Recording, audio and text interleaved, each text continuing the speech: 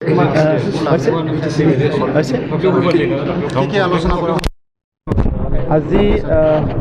বড়ো ছাত্ৰ সন্থা APDCL আৰু আমাৰ গভৰ্ণমেণ্টৰ যিখিনি বিষয়া আছে আমি একেলগে আলোচনা কৰিছোঁ আৰু কিছুমান জাতীয় সংগঠনৰ নেতৃবৃন্দ ইয়াত উপস্থিত হৈছিলে।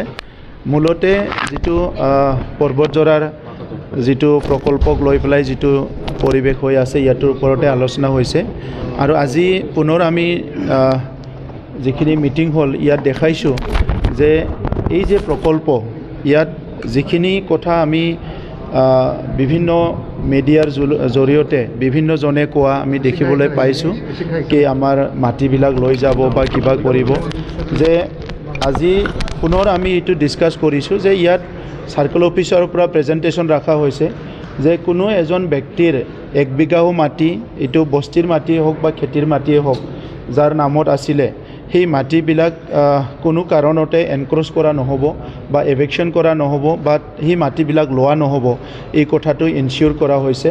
আৰু এই যিটো প্ৰকল্প হ'বলৈ গৈ আছে তাত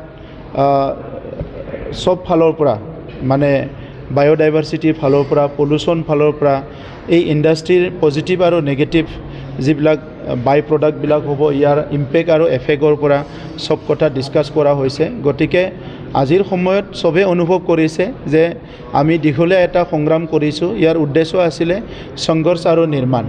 আমি এটা সময়ত সংঘৰ্ষ কৰিলোঁ নিজৰ ৰক্ষা কৰাৰ কাৰণে, আমাৰ মাটি বাৰীৰ পৰা আদি কৰি সব সংৰক্ষণ কৰাৰ কাৰণে। আজি আমাক সবকো প্ৰয়োজন হৈছে নিৰ্মাণ, আৰু নিৰ্মাণ হ'ব লাগিলে অৰ্থনৈতিকভাৱে আগুৱাই যাব লাগিব। আৰু বড়োলেণ্ডত আমি দেখিছোঁ যে আমাৰ জন্মৰ পৰা এতিয়ালৈকে তেনেকুৱা কোনো ডাঙৰ এটা ইণ্ডাষ্ট্ৰী অহা আমি দেখিবলৈ পোৱা নাই। প্ৰথমবাৰৰ কাৰণে 18,000 to 20,000 কৰোৰৰ এটা ইণ্ডাষ্ট্ৰী আমাৰ অঞ্চলত আহিছে, য'ত 8,000 পৰা 10,000 পাৰ্মানেণ্ট এমপ্লয়মেণ্ট আমাৰ অঞ্চলৰ পৰা পাব।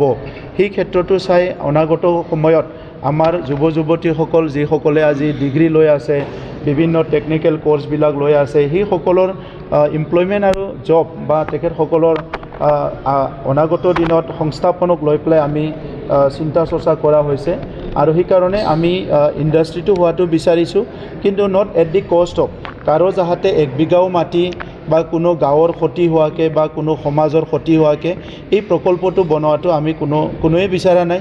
তো সেইকাৰণে আজি আমি কনভিন্স যে ইয়াত কোনো কাৰো ক্ষতি নহয়। এইকাৰণে আমি ৰাইজক আহ্বান কৰিছোঁ যে আলোচনা কৰিব লাগে, আলোচনা কৰাত সব সমাধানৰ ৰাস্তা আছে। আমি জাতীয় সংগঠনবোৰক অনুৰোধ কৰিছোঁ, সবকে অনুৰোধ কৰিছোঁ যে আমি তেনেকুৱা ধৰণৰ কোনো এটা ভাইলেন্স বা কিবা এটা তেনেকুৱা পৰিৱেশ আমি বিচৰা নাই, বা প্ৰশাসন ব্যৱহাৰ কৰি কিবা এটা প্ৰকল্প বহোৱা এইটোও বিচৰা নাই। বড়োলেণ্ডত আজি এটা স্থায়ী শান্তি আহি গ'ল, এনেকুৱা এটা পৰিৱেশত আজি আমি পুনৰ কোনোবা এটা মানুহে কিবা দুখ পাওক, কষ্ট পাওক, সেইটো আমি বিচৰা নাই।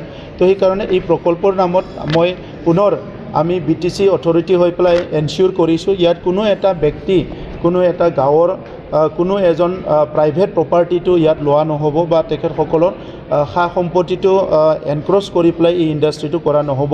এই কথাটো আজি আলোচনা কৰা হৈছে। আৰু সেইকাৰণে গাঁৱত যিবিলাক কমিটি বনাইছে, প্ৰটেকশ্যন কমিটি হওক বা যি কমিটিয়ে হওক, তেখেতসকলৰ নেতৃবৃন্দৰ লগত যেতিয়াই বিচাৰে চৰকাৰে কথা পাতিবলৈ সাজু আছোঁ। আৰু তেখেতসকলক আমাৰ এডমিনিষ্ট্ৰেশ্যনেও বিচাৰি আছে, যোৱাকালিও খবৰ দিয়া হৈছে আলোচনা কৰিব লাগে। গতিকে তেখেতসকলে যেতিয়াই আলোচনা কৰিব বিচাৰে আমি আলোচনা কৰিবলৈ সাজু আছোঁ। মই তেখেতসকলক আহ্বান কৰিছোঁ। BTC নিৰ্বাচনৰ আগত অলপ দিগদাৰ হ'ব যেন লাগিছে। একো দিগদাৰ নহয়, কাৰণ নিৰ্বাচনটো এটা বেলেগ বিষয়, এইটো এটা বেলেগ বিষয়। আৰু এই ইণ্ডাষ্ট্ৰীটো সকলো বিচাৰিছে। আজি ইয়াত দেখিছে চবে, যিমান দল সংগঠন আছে, যিমান কি আছে, চবেই বিচাৰিছে ইণ্ডাষ্ট্ৰী হোৱাটো, কিন্তু চবে কাৰোবাৰ সন্দেহ আছে যিয়ে নাজানে যে ইয়াত কাৰোবাৰ মাটি যাব নেকি, কিবা ট্ৰাইবেল এৰিয়াৰ কিবা ক্ষতি হ'ব নেকি। যোনে নাজানে এই কথাখিনি কৈ আছে, যোনে জানে এইটো এই পজিটিভ কথাই কৈ আছে। গতিকে নিৰ্বাচনৰ লগত সেইটো অংক নাই। কোনোবা যদি এইটো লৈ পেলাই নিৰ্বাচনৰ অংক কৰিছে, তেখেতসকলে নিৰ্বাচনৰ সময়ত গম পাব যে নিৰ্বাচনী অংকত এইটো এটাও ভোট প্লাছ নহ'ল, সেইটো দেখিবলৈ পাব। তেখেতসকলৰ পলিটিকেলাইজ কৰাটোৱে উদ্দেশ্য, আমাৰতো কোনো পলিটিকেলাইজ কৰা উদ্দেশ্য নাই। আমাৰ নিজৰ মানুহক লৈ, নিজৰ ৰাইজক লৈ, নিজৰ জাতিক লৈ পেলাই কি পলিটিকেল কৰিব লগা আছে।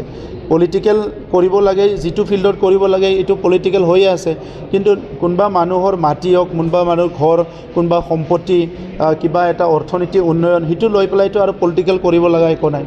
আপোনালোকৰ নেক্সট ষ্টেপটো কি হ'ব এডুকেশ্যনৰ ক্ষেত্ৰত সেইটোকে আমি আলোচনা কৰিছোঁ, তেখেতসকলৰ লগত আলোচনা বিলোচনা কৰিম আৰু এডমিনিষ্ট্ৰেশ্যনৰ পৰা আমাৰ তৰফৰ পৰা আমি এনি টাইম এটা এপ্ৰ'চ তেখেতসকলক ৰাখিছোঁ যে এনি টাইম তেখেতসকলে আলোচনা কৰিব পাৰে আৰু তেখেতসকলৰ লগত আমি আলোচনা কৰিবলৈ সাজু আৰু সমস্যাটো সমাধান কৰাৰ ফালে আমি লৈ যাবলৈ বিচাৰোঁ। নিৰ্বাচন আপোনালোকক আগতো কৈছোঁ, আজিও ক'ম, কোনো দল সংগঠন আমাৰ কাৰণে প্ৰত্যাহ্বান নহয়, আমি প্ৰত্যাহ্বান বুলি নলওঁৱে, সমস্যাটোহে প্ৰত্যাহ্বান।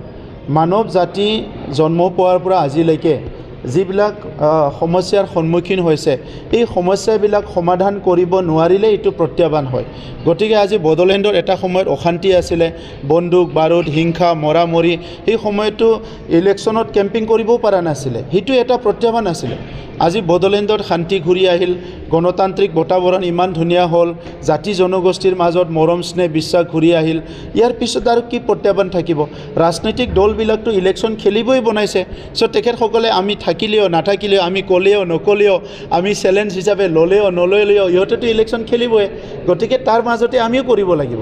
আমাৰ যিহেতু নিজৰ উদ্দেশ্য আছে, নিজৰ জাতিৰ প্ৰতি, নিজৰ মাটিৰ প্ৰতি, নিজৰ সমাজৰ প্ৰতি, নিজৰ জাতি জনগোষ্ঠী সকলোৰ প্ৰতি আমাৰ যিহেতু মৰম স্নেহ আছে, সেই সকলৰ ৰক্ষণাবেক্ষণ আৰু উন্নয়নৰ কাৰণে আমিও ৰাজনীতি কৰিব আহিছোঁ। গতিকে আমি সেই পৰিৱেশতে ওলাই যাব লাগিব।